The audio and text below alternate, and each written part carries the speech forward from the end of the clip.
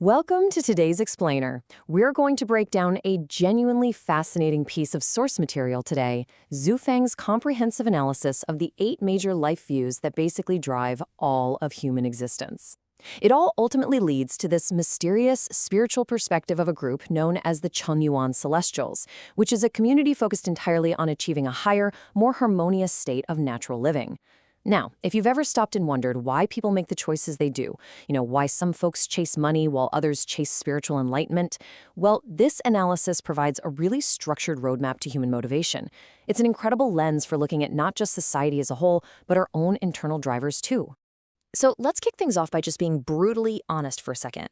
Ask yourself, what truly motivates your every waking moment? Is it success? Maybe it's comfort. Is it helping others? Or do you sometimes feel like you're just playing a role in a script you didn't even write?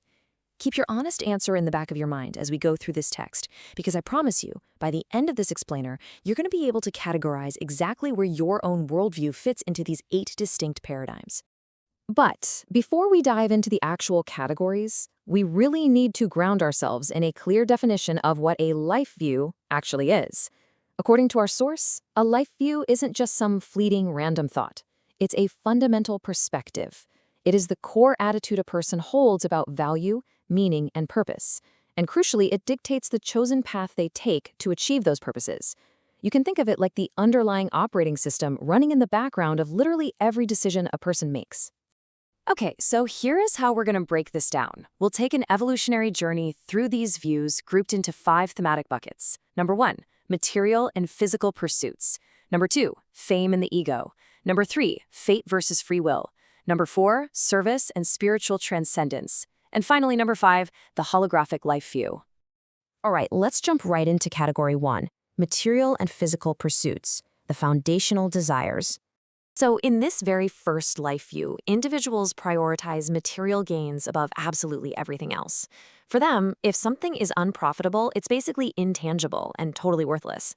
The source text vividly describes these folks as employing any means necessary, literally sparing no expense, to chase and acquire wealth. Their approach to learning, to their jobs, and even to how they handle relationships hinges entirely on one single question: will this bring me material gain? It's perfectly summed up by the sayings from the text: people die for wealth, birds die for food, and, of course, money makes the world go round. Now, the second life view kind of builds on that, but it shifts the focus entirely to maximizing 5 basic physiological desires. So while that first view is all about obsessively hoarding wealth, this second view is about the physical consumption and enjoyment of life. Folks with this perspective spend their whole lives just trying to maximize their quality of life across these specific areas. We're talking excellent food, dressing well, comfortable shelter, reliable transportation, and fulfilling sexual desires. The text actually drops a brilliant traditional saying for this mindset: traveling 1,000 miles for an official position is all for good food and clothing. Moving right along, we shift to category 2, fame and the ego, the drive for recognition and supremacy. So the crucial takeaway of the third life view is this intense, burning desire for public recognition and everlasting fame. In this perspective, the highest value isn't money or a good meal. It's personal integrity, reputation, and leaving behind a respected name.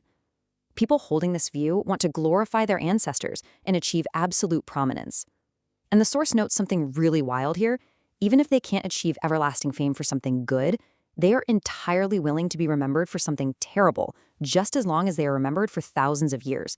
They care so deeply about their public image that they'd literally rather die with honor than live without it. And then we hit the fourth life view. This is a completely self-centered perspective where individuals boldly declare, "I am my own God." They genuinely believe humans are the center of all beings, and that the self is at the absolute center of human society. If the third view is about how others perceive you, well, this fourth view is entirely about how you perceive yourself. Individuals here prioritize self-satisfaction and self-improvement above all else. Every single decision gets filtered through pure self-interest. They believe all is me and I am all, and they demand that everything around them revolves around their own gratification. Next up, we reach a fascinating ideological crossroads. Category 3, fate versus free will. Who is really in control? These two life views, views 5 and 6, are in direct, almost violent opposition to each other. In view 5, everything is passive. Everything is predestined. People see themselves as mere actors playing out scenes in some cosmic drama or just simple chess pieces on the greatest creator's chessboard. Personal pursuits are seen as totally futile. It's that belief of there is a time for everything, don't force anything when it's not meant to be. But then, in stark contrast, View 6 asserts absolute humanistic superiority. These individuals aggressively reject the idea of a divine savior. They believe human happiness relies strictly on proactive self-creation, continuously working to reshape nature to fit whatever they desire. As the text notes, this relentless, optimistic approach is perfectly mirrored in the lyrics of the Internationale. There's never been any savior. To create human happiness, it's entirely up to ourselves.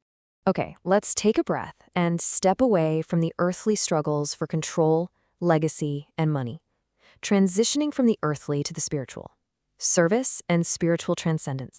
That brings us to category 4, service and spiritual transcendence, moving beyond the self. Ask yourself, is this you?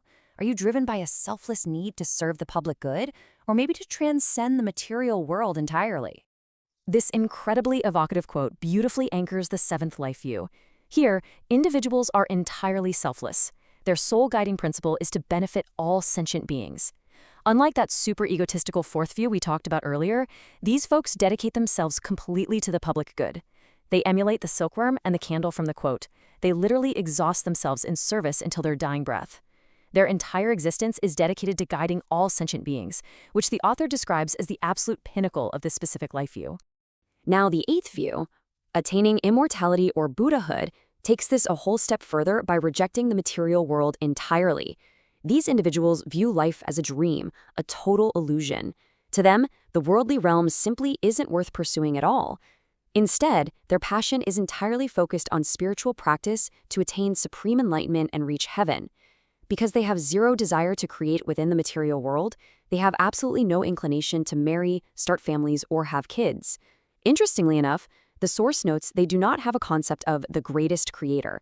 To them, the 4 great elements, the physical building blocks of earth, water, fire, and air, are all entirely empty. They seek immortality, not an earthly life. And finally, we arrive at category 5, the holographic life view, the Chanyuan celestial perspective.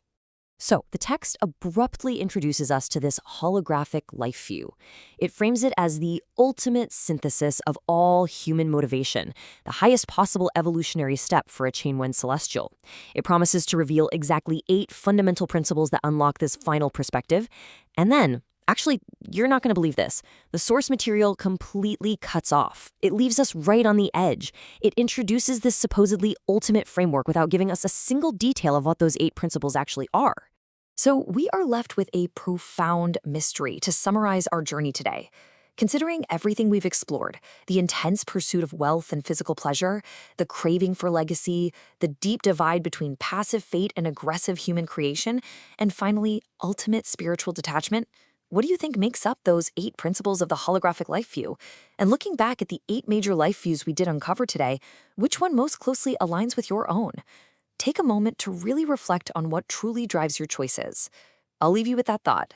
Thanks for joining me on this explainer.